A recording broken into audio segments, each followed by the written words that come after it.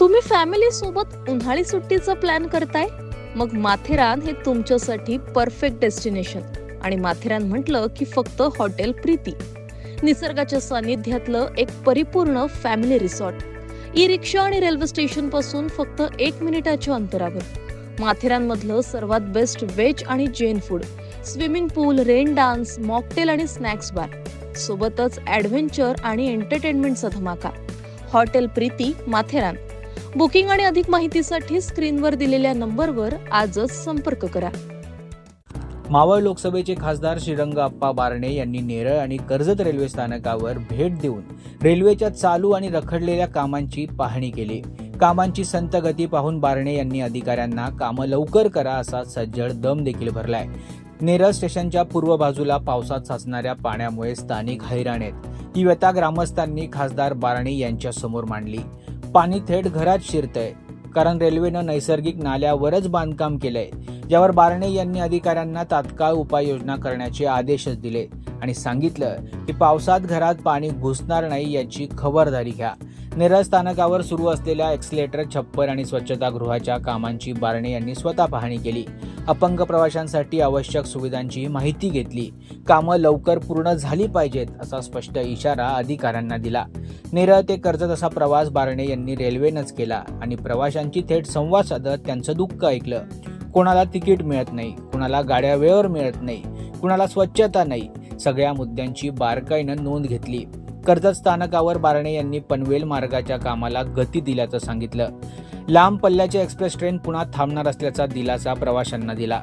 कर्जत बिसेगाव भुयारी मार्गावरही MMRDA सोबत चर्चा झाली असून लवकरच काम सुरू होईल असंही ते म्हणाले.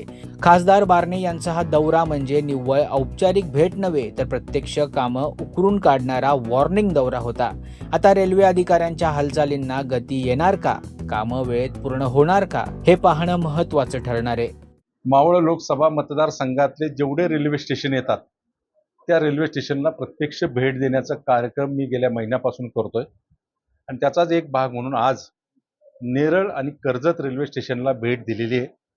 नेरळला भेट दिल्यानंतर नेरळ रेल्वे स्टेशनचं काम चालू आहे गेल्या 2 वर्षापासून आणि त्या कामामध्ये प्रगती करावी, गती द्यावी.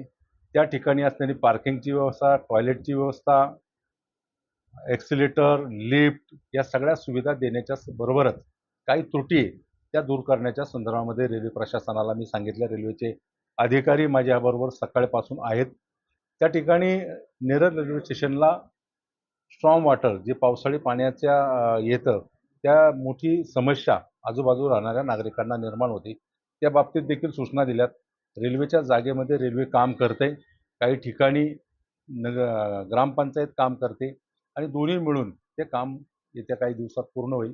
रेल्वे प्रवाशांना सुविधा देणं हे रेल्वेचं जसं काम आहे, तसं लोकप्रतिनिधी म्हणून त्यांच्या अडचणी जाणून घेऊन त्या मार्गी लावणं, या दृष्टिकोनातून आजची माझी व्हिजिट आहे.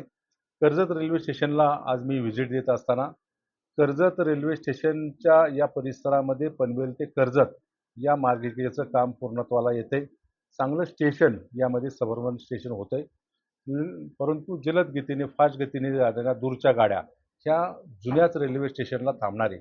म्हणून जुन्या रेल्वे स्टेशनला सुविधा देण्याचं काम रेल्वे स्टेशननी करावं. याचं एक मॉडेल रेल्वे स्टेशन करण्याच्या संदर्भामध्ये मध्यंतरी रेल्वे बोर्डाबरोबर जी बैठक झाली माझी मध्य रेल्वेच्या, त्यावेळेस देखील मी सूचना केल्या होत्या.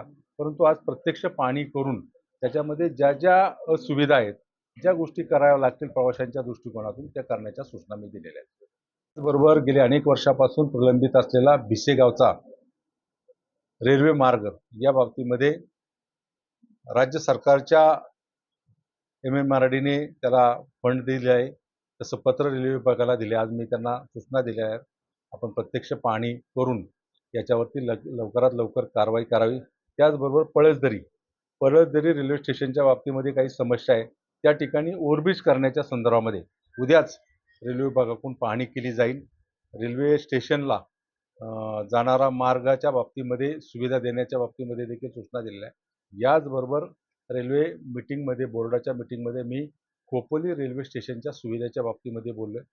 त्या रेल्वे स्टेशन देखील एक चांगलं रेल्वे स्टेशन करण्याच्या संदर्भामध्ये त्या ठिकाणी प्रवाशांना सुविधा देण्याच्या बाबतीमध्ये देखील सूचना दिलेल्या आहेत. महाराष्ट्र न्यूज 24 साठी अजय गायकवाड, कर्जत.